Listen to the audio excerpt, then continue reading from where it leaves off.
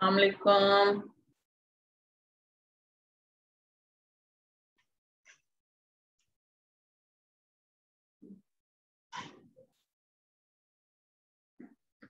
जनाब, एस्परेगस के जो जिन्होंने सवाल पूछे थे उसके लिए मैंने तस्वीर डाल दी। ये हैं। आई डोंट नो ये पाकिस्तान में अवेलेबल हैं कि नहीं, मैंने नहीं देखा कभी इनको।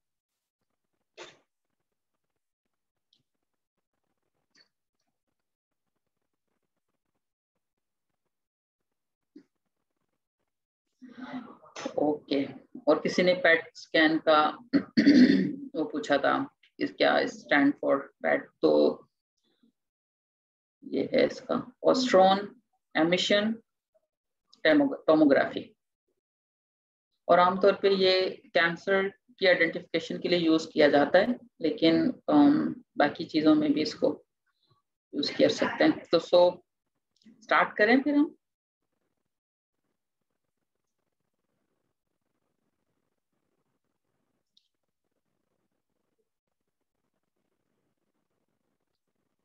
Should we start? सब लोग हैं?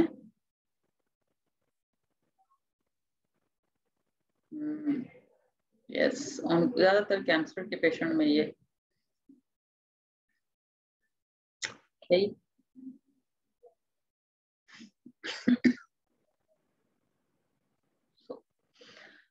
हमारी नेक्स्ट स्लाइड है culture, urine culture and sensitivities के लिए। तो urine culture and sensitivities are done to identify infective agent. Result should show favor than 10,000 organism per ml of urine. Bacteria found at the result of the pathogenic microorganism or contamination from skin.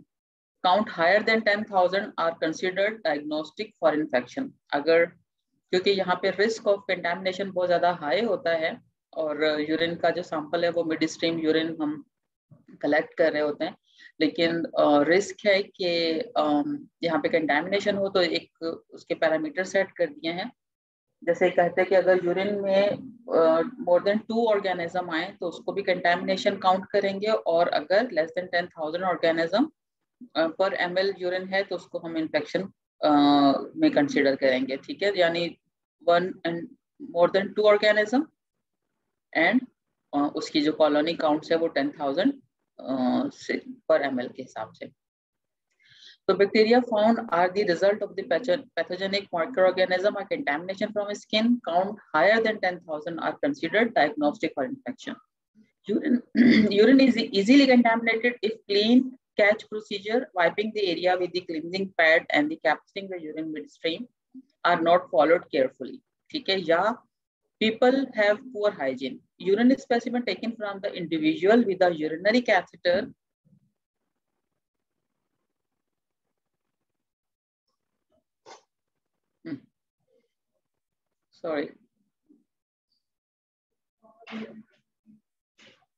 Urine specimen taken from the individual with a urinary catheter can only be taken immediately upon insertion of the new catheter from the catheter port, not the collection bag.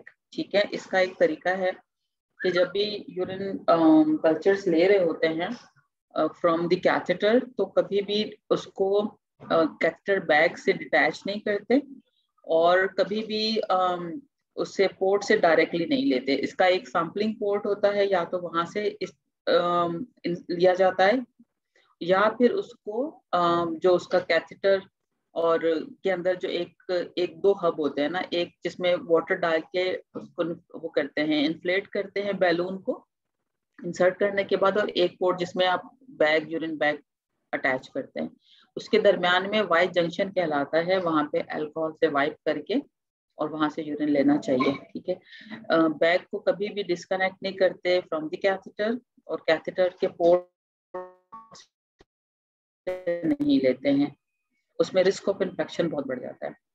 As catheter can begin to collect bacteria within the bag and tubing over time, hence them being a general risk of for infection. ठीक है, आप लोग आवाज आ रही है मेरी? क्योंकि मेरे पास शायद एक मैसेज आ रहा है कि इंटरनेट कनेक्शन पुअर है। आप लोगों को मैसेज आवाज आ रही है?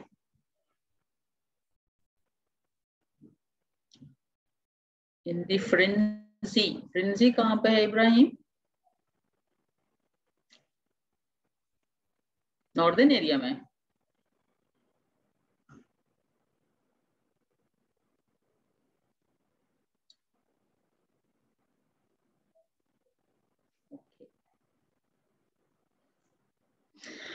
फाइन, ठीक है। यूरिन में be too dilute for the accurate culture if patients have a large fluid intake.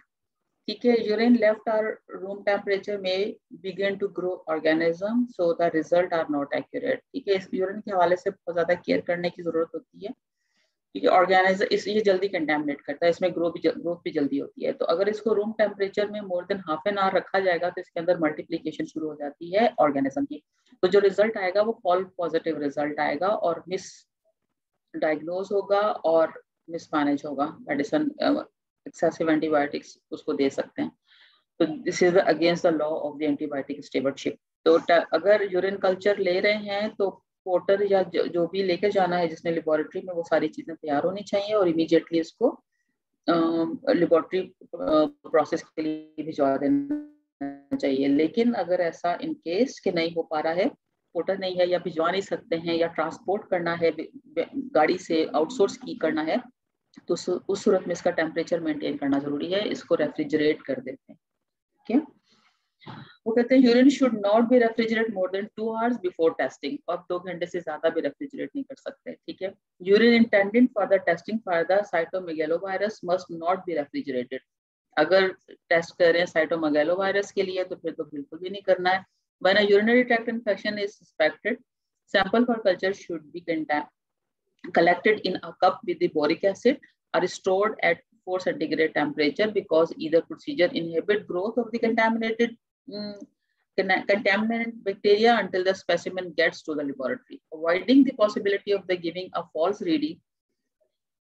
ठीक है जी, urinary culture are positive for the urine infection if the organism is found on a gram stain, and if 2 urine culture isolate the same organism with more than 1 or 2 colonies per ml of urine is catheterized specimen, or less than 105 colonies per ml of the urine with the patient receiving appropriate antibiotics.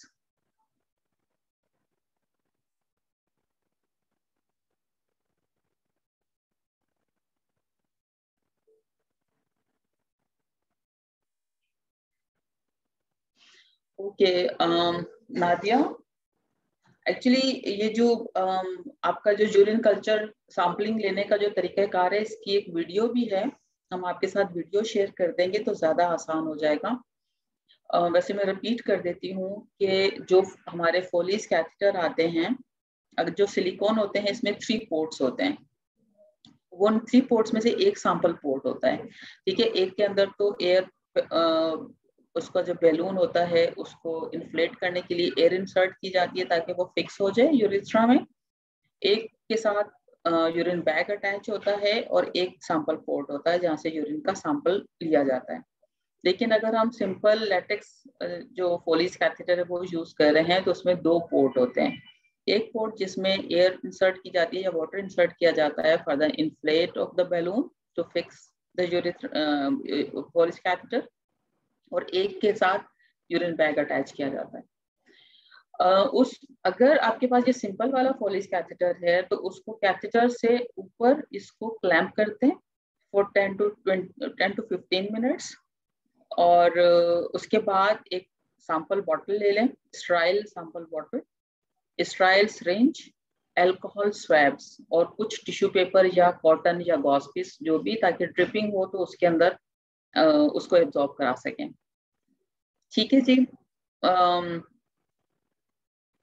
Hand wash करें properly और patient को educate कर दें। उसके बाद आप अपनी bottle, जो भी कल्चर बॉटल ली है, उसको ओपन करके उसके अंदर टच नहीं करना है कोई भी चीज को, यानी अंदर कंटेमिनेशन नहीं होनी चाहिए। नॉन टच टेक्निक से उसका लिड उतारें, और जहाँ पे वाई जंक्शन बनता है, एक साइड पे यूरिन बैग के साथ जो अटैच पोर्ट है और एक तरफ जहाँ वाटर डालते हैं, उसके दरमियान में जो जगह है जो वाई की तरह बनती है या वी की तरह बनती है, उसके दरमियान में अल्कोहल से अच्छी तरह से वाइप करें और उसके अंदर निडल इंसर्ट कर दें और क्लैंप खोल दें, और ऐसा ऐसा उसको पुल करें यूरिन को अपनी सिरिंज के अंदर, ठीक है। फिर उसके बाद उस सिरिंज को निकाल के उसको यूरिन को स्टराइल कंटेनर के अंदर डालें उसको और लॉक करके भिजवा दें, और जहाँ पे नीडल इंसर्ट की है उसके नीचे टिश्यू पेपर या गॉज या कॉटन जो भी अवेलेबल है उसके नीचे रख दें, ताकि यूरिन की ड्रिपिंग जो है वो बेड पर या किसी और एरिया में कंटेमिनेट ना करें, ठीक है। उसके बाद उसको क्लीन करके हैंड वॉश कर लें और सैंपल को लेबल करके लेबोरेटरी भिजवा दें इमीडिएटली। रूम इन्वायरमेंट में उसको नहीं रखना है, और अगर आपके पास है कि अभी नहीं है कोई तो उसको रेफ्रिजरेट करते हैं, लेकिन 2 घंटे से ज्यादा उसको रेफ्रिजरेट भी नहीं करना। Clear?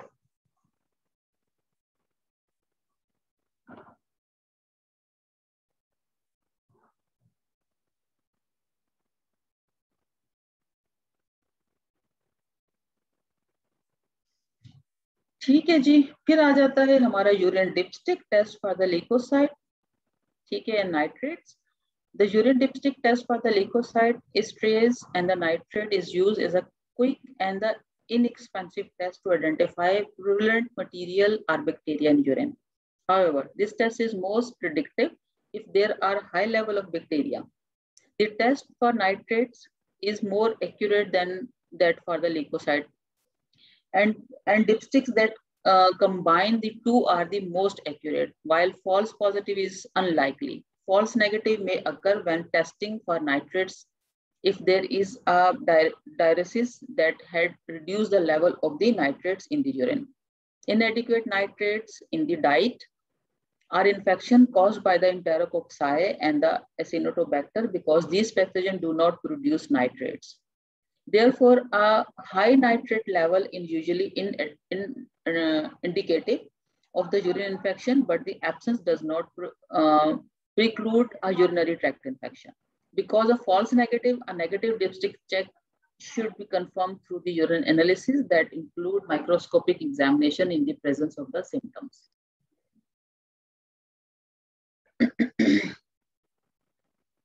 Isolating disease-producing microorganism from the mixed bacterial population. Isolate microorganism from the mixed population by doing the following: inoculate and the streak specimen directly into agar-coated plates. वो जो agar plates होती हैं जिसके अंदर different किस्म का media लगाया जाता है, उनमें कॉर्न की या ब्लड या चॉकलेट, तो जो भी उसके हिसाब से उसको उन agar plates के ऊपर उनकी स्ट्रिकिंग की जाती है और उस पर इनोकुलेट किया जाता है. Selectively inhibit them with the antimicrobial drug और aniline dyes, table salt or the other inhibitory agents. ये एजेंट्स यूज किए जाते हैं to for the medium. Use capillary electrophoresis with the narrow bore fused silica capillaries. Use capillary zone electrophoresis CZE to resolve bacteria into the discrete electrophoretic bands. Employ selective mediums containing lactates and the inorganic salts when counting. Desulfibrio in the oil or the water.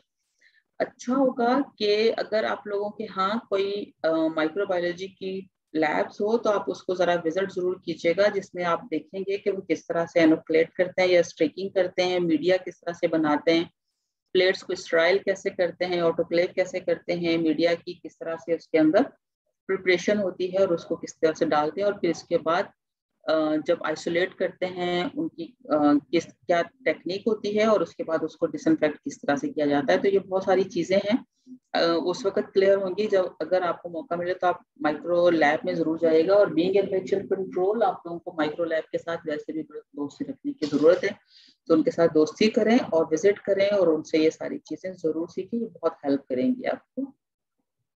Isolating and identifying many of the disease-producing microorganisms spread through fecally contaminated water is not always feasible. So indicator organisms, yani coliform, are the streptococci that are generally present in the water containing the pathogen, are used to detect the possible presence of the enteric pathogens.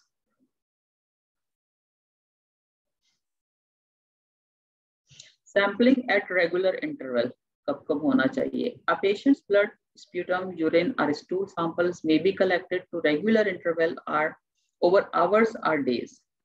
आमतौर पे blood के बारे में कहा जाता है कि blood का जो सैंपल्स है इसको ट्वाइस भेजना चाहिए ताकि ट्रू पॉजिटिव रिजल्ट्स हमें पता चल सके।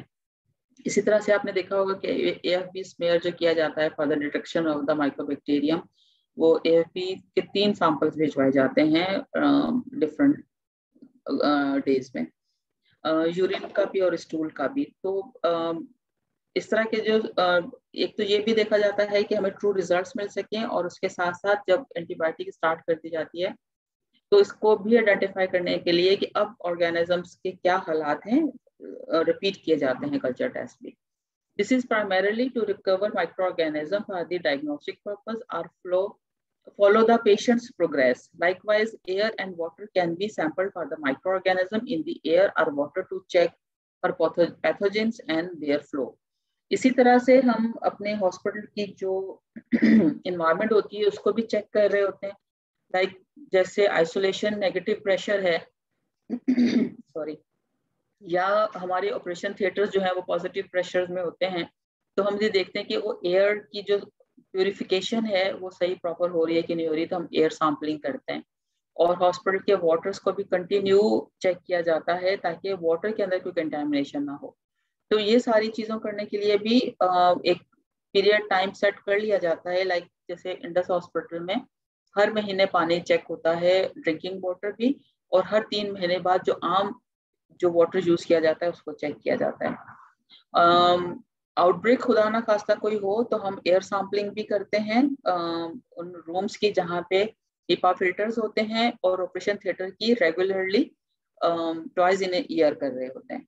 देखना चाहते हैं कि वहाँ का जो एयर फ्लो है वो कितना प्योर है और कितना उसकी जो HEPA फिल्टर सिस्टम है वो कितना उसको प्योरीफाई कर रहा है।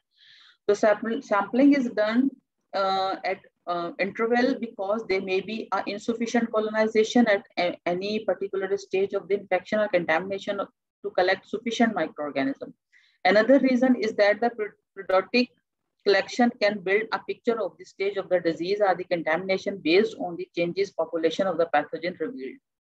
Multipurpose हम जो patients में भी कर रहे होते हैं, तो sometime colonization होती है और insufficient organism अगर मिलेंगे तो भी आइडेंटिफाई नहीं हो सकता है कि कौन सा वाला ऑर्गेनिज्म है। मल्टीपल रीजंस होते हैं जिसकी वजह से प्रोडक्टिकली पेशेंट के भी और इन्वायरमेंट की भी कल्चर्स रहने आने चाहिए। If multiple productive samples are taken after treatment has begun, the purpose of to show whether a particular course of the action is effective based on the evidence of the observable destruction of the pathogen.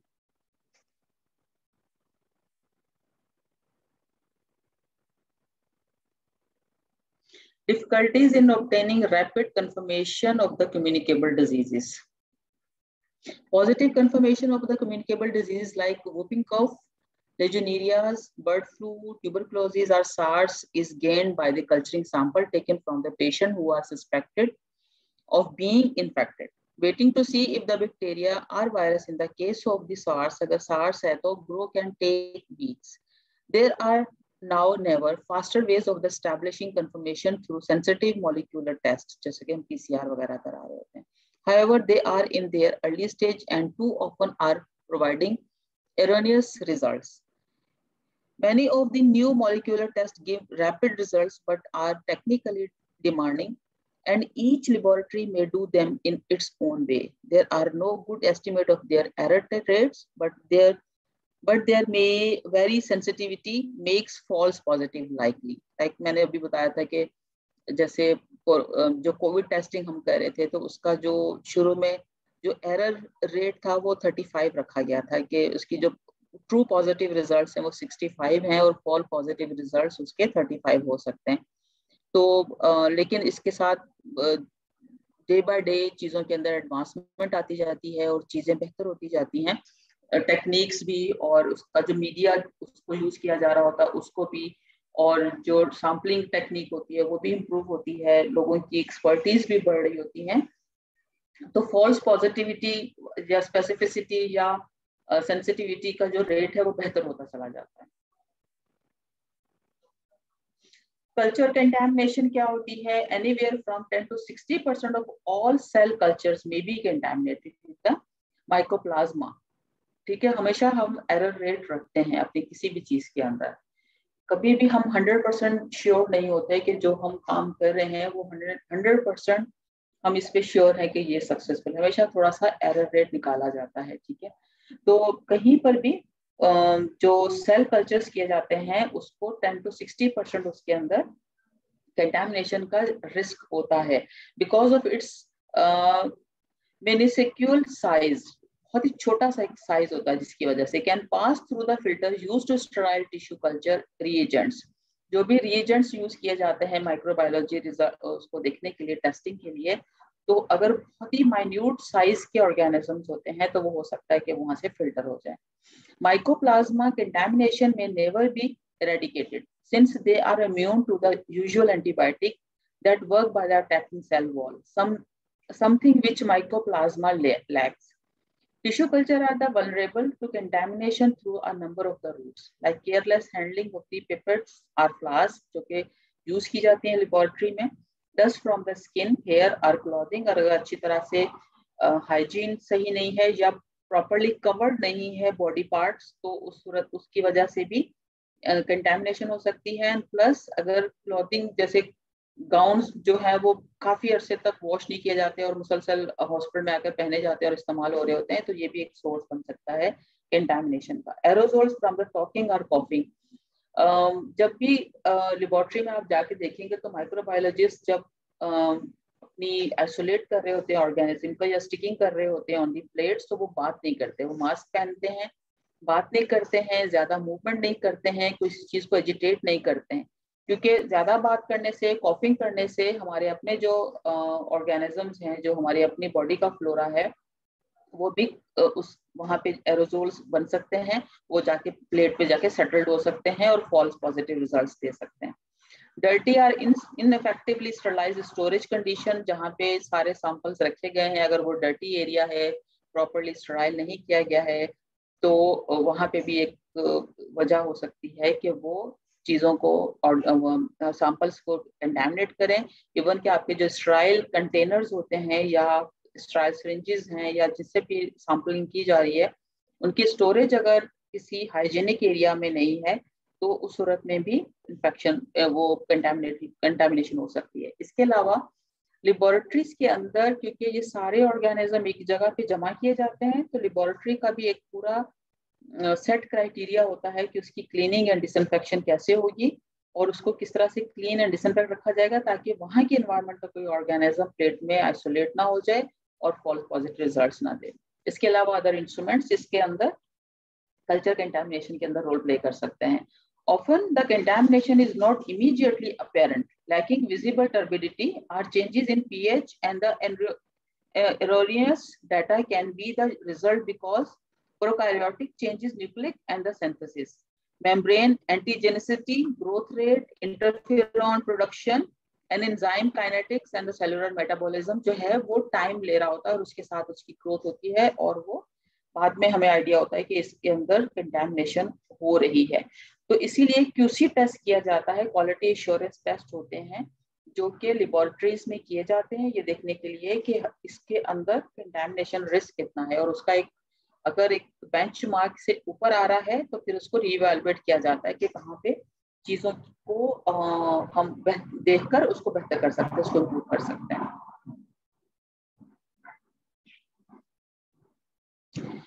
Limitations क्या हैं in limitation and advantages of test for the diagnostic infectious diseases. Do imagine may be used to research the effect of giving pathogen or toxin on the human body or for the clinical studies are in the response to an outbreak. Laboratory tests of blood, stool and sputum sample are the investigation of choice. Most responses are the rapid. Though in some cases, particularly with the bacterial and the fungal infection, incubation become necessary, slowing down the process of establishing the source of the illness. However, testing often fail to contribute to the diagnostic process while the increasing patient risk and the expense of the medical care. Modern laboratory tests and the imaging studies are often mistakenly stressed, while the history and the physical examination are downgraded as effective tool for the clinical assessment. It's very important कि जो diagnostic criterias हैं उसके अंदर ये सारी चीजों को रखा जाए, यानी क्लिनिकल असेसमेंट्स को भी और जो उनकी फिजिकल एग्जामिनेशन है उसको भी, लेबोरेटरी टेस्टिंग को भी और उन सारी चीजों को।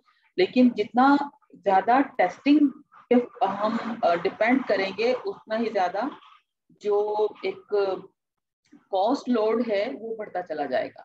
चाहे वो इंडस हॉस्पिटल की तरह फ्री ऑफ कॉस्ट ट्रीट कर रहा हो, उसके ऊपर भी उसका कॉस्ट बढ़ती है, और चाहे वो पेशेंट खुद बेयर कर रहा हो या गवर्नमेंट सेक्टर में गवर्नमेंट बेयर कर रही हो, उन सब सूरतों में ये सारे जो रिजल्ट्स टेस्ट जो है वो कॉस्ट अफेक्ट करते हैं। तो इसके साथ साथ फिजिकल एग्जामिनेशन, हिस्ट्री और क्लिनिकल असेसमेंट जो है वो बहुत इंपॉर्टेंट है।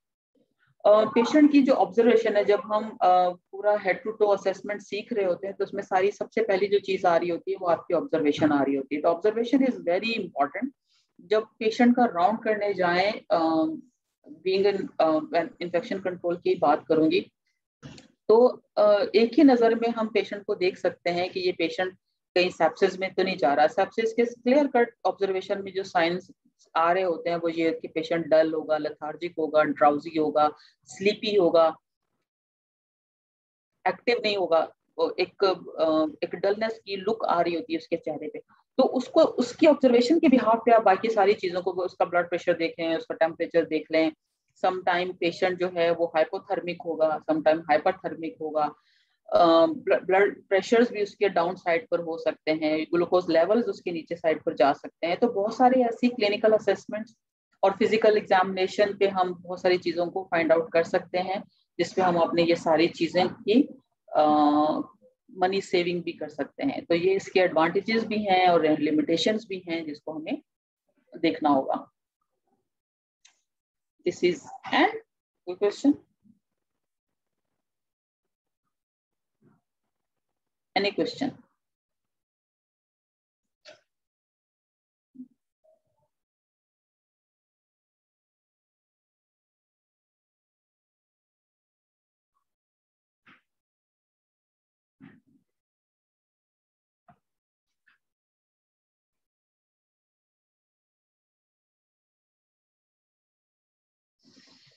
बिल्कुल नादिया, ये एक इसका मतलब ये है कि या तो लोगों की जो ऑब्जर्वेशन है या हिस्ट्री और फिजिकल एग्जामिनेशन वाली जो चीजें हैं उस पर फोकस नहीं किया जाता।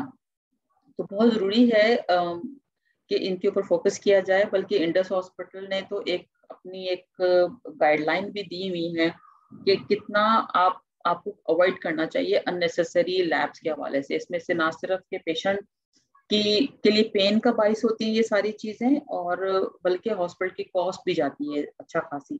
जाहिर है ये हॉस्पिटल की कॉस्ट कहीं ना कहीं से तो आ रही है, पेशेंट के ऊपर नहीं लग रही, लेकिन कहीं ना कहीं से जनरेट हो रही है।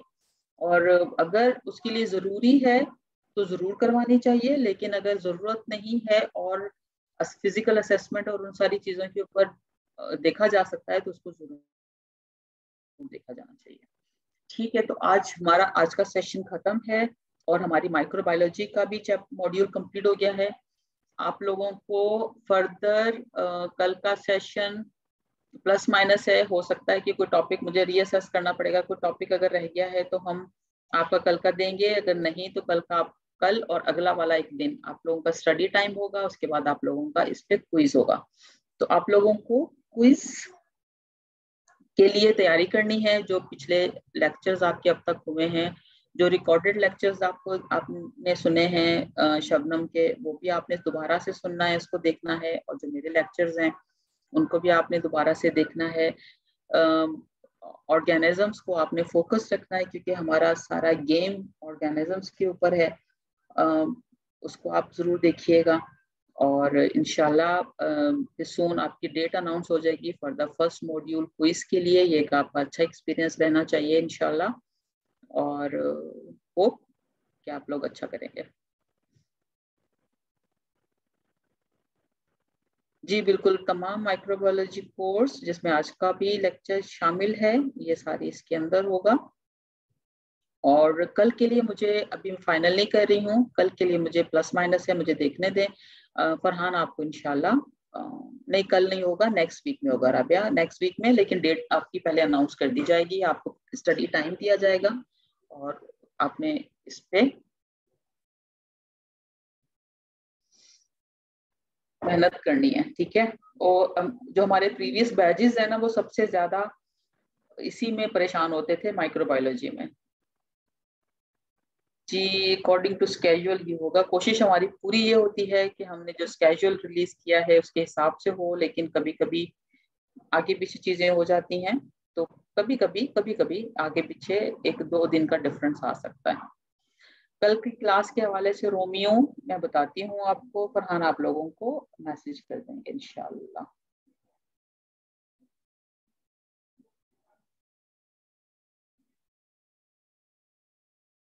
ओके, टेक केयर, अल्लाह हाफिज।